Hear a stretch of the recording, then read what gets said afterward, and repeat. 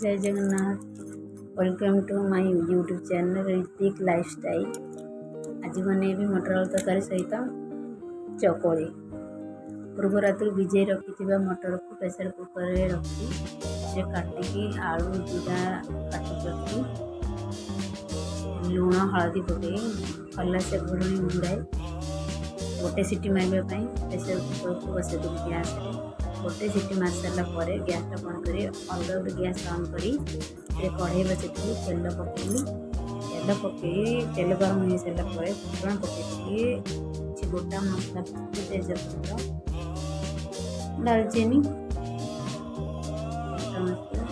काटिक रखी पियाज पकईली पियाज भलसे जरीगला काटिक रखी टमाटर पकईली टमाटर पियाज भलसे जरीगला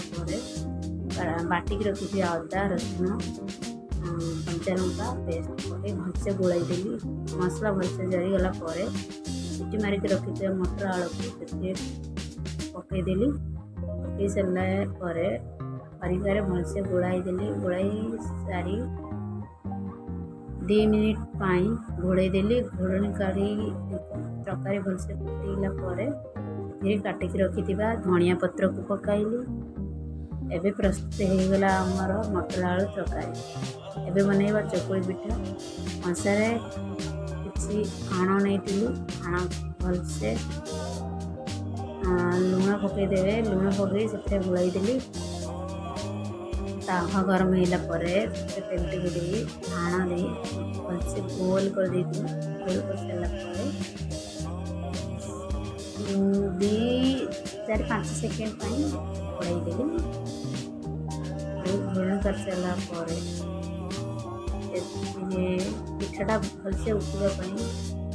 चारिपाख चामच तेल दे